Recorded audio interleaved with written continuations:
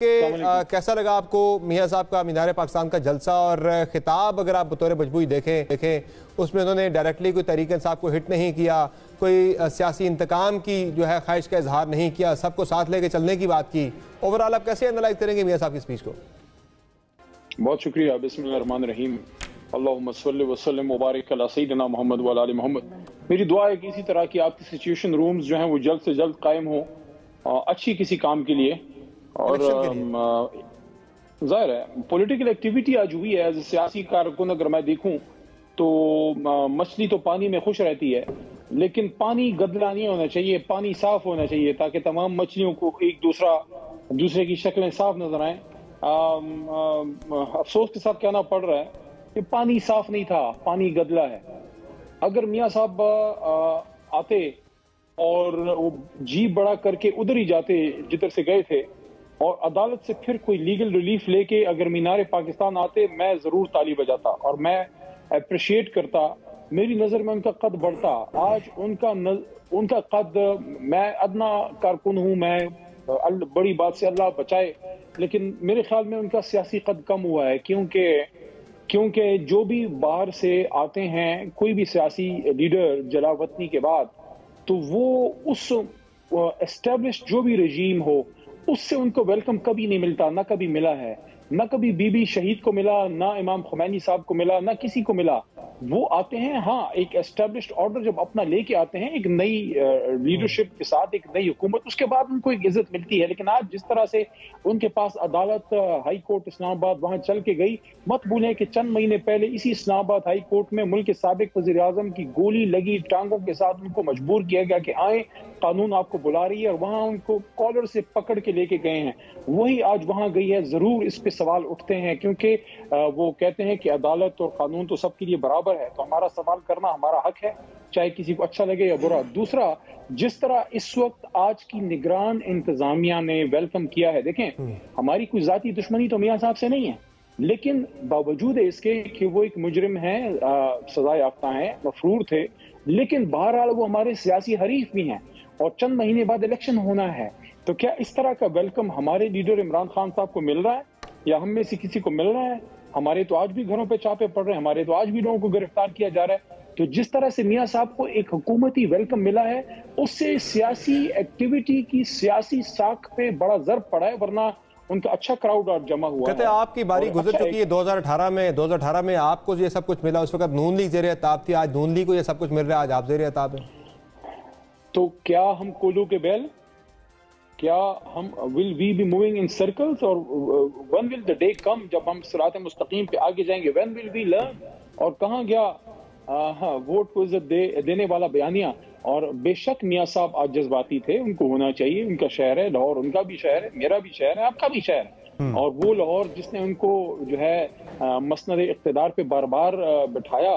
आज हमें मियां साहब एक जज्बाती मियां साहब नजर आए, हमें मियां साहब जज्बाती नजर आए, वो एक नेचुरल है, लेकिन वे फॉरवर्ड क्या है मंसूर साहब? वे फॉरवर्ड क्या है? क्या उन प्लान लेके आए हैं? प्लान तो दिया उन्होंने पूरा अपना। आदिल भाई साहब आपसे सवाल करना चाह रहे हैं। जी अली मोहम्मद खान साहब, ये बताइएगा कि अगर किसी स्टेज पर PMLN की तरफ से सुप्रीम कोर्ट के सारी सियासी जमातों की जो आज बात की गई है, अगर कोई डायलॉग, क्या बोले, मुझे आवाज नहीं आ रही, और उसमें चीफ जस्टिस मंसूर अली खान बैठे हैं, वो कह रहे मुझे लग रहा है मैं 15 रुपये सुप्रीम कोर्ट के सामने बैठा। आप हैं भी वैसे वकील है ना, तो आप इसको कोर्ट ही समझ लें। लेकिन अच्छा, मुझे ये बताएं, अगर जो वो बात करें सियासी जमातों को साथ लेके चलने की, अगर वो तहरीके इंसाफ के साथ भी बात करते हैं और उस बात को आगे चलाना चाहते हैं, तो क्या आपकी जमात या आपकी जमात की क़यादत उनके साथ बात करके, पॉलिटिकल डायलॉग करके आगे बढ़ना चाहिए? जरा भाई साहब, मैं पहले ही ये बात कर चुका हूँ और आप ही के सीनियर हैं हामिद मीर साहब के प्रोग्राम में, फिर मुख्तलिफ और भी जगहों पे मैं ये बात कर चुका हूँ, और उसी सिलसिले में हमारे रऊफ हसन साहब वज़ीर-ए-आज़म, साबिक वज़ीर-ए-आज़म जनाब खान साहब का एक मैसेज भी लेके गए सदर मुमलिकत के पास के सदर साहब इनिशिएट करें, तमाम पॉलिटिकल फोर्सेस को बिठाएं और वहाँ एस्टेब्लिशमेंट की भी लोग जो है जिम्मेदार लोग बैठे, ताकि हम आगे का कोई लाअमल इलेक्शन और पोस्ट इलेक्शन सिनेरियो, तो अगर मियां साहब ऐसा कोई स्टेप लेते हैं या वो समझते हैं कि सबको इस पे मिलके एक बात करनी चाहिए, हम तो उसको वेलकम करेंगे, लेकिन वो बात हो फ्री एंड फेयर इलेक्शन पे और किसी को कॉर्नर करके आपको लगता है कि खान साहब भी बैठेंगे उस डायलॉग को? دیکھیں خان صاحب کیوں نہیں بیٹھیں گے؟ خان صاحب نے تو خود یہ بات کی تھی جیل جانے سے پہلے کہ میں سب سے بات کرنے کے لیے تیار ہوں۔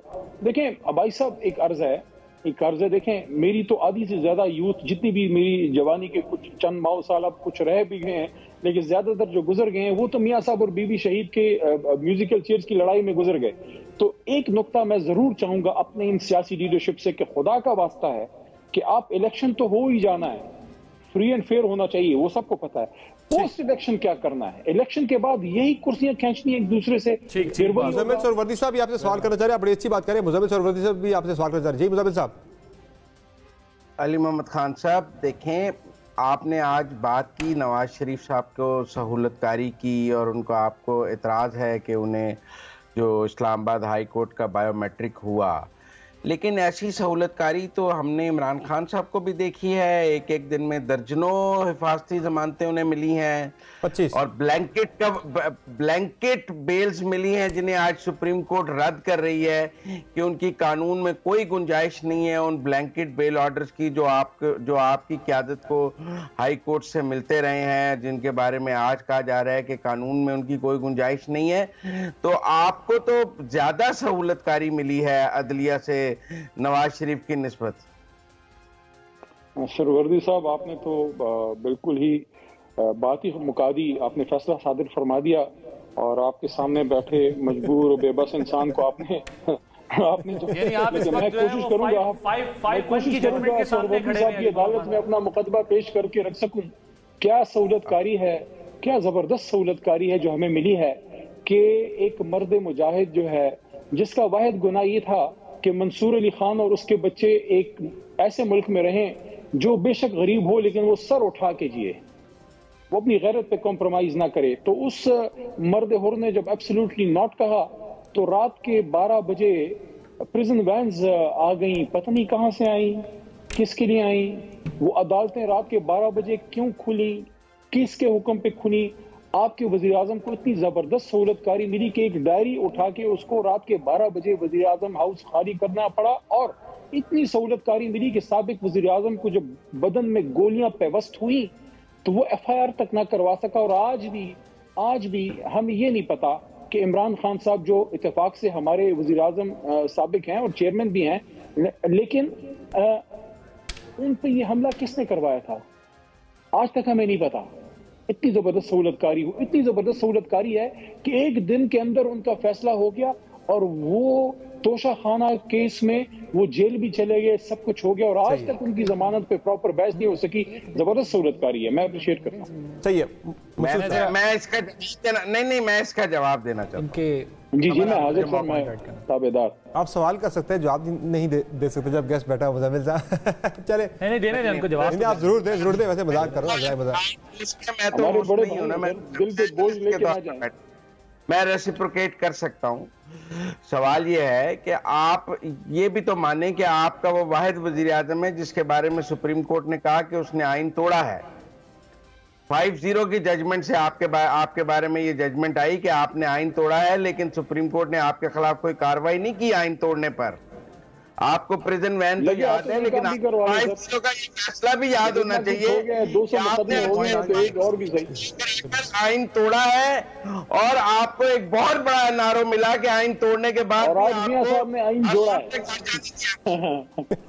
اور آج میاں صاحب نے آئین جوڑا ہے۔ یہ بحث بڑی لمبی ہے اس ملک میں، عدالتیں بھی سہولتیں دیتی رہی ہیں، ادارے بھی بیکنگ کرتے رہے ہیں، ادارے خلاف بھی جاتے رہے ہیں، اگلا سوال سر، یہ سب کے ساتھ ہوتا رہا ہے، یہ کوئی نئی چیز نہیں ہے۔ میں ایک پوائنٹ ایڈ کرنا چاہتا اگر آپ کی اجازت ہو، پھر ایک صرف سوال کروں۔ گو ایڈ علی صاحب، منصور بات کر رہا ہوں، میں آپ سے پوچھنا چاہوں گا کہ ایک جو ڈیفرنٹ چیز نظر آئی آج میاں صاحب کی تقریر میں، وہ جنرل باجوہ کا نام مسنگ تھا، کوئی نام نہیں لیا انہوں نے، اور امپریشن یہ دیا that he has moved on، Muslim League Noon اب اس سے آگے جا چکی ہے۔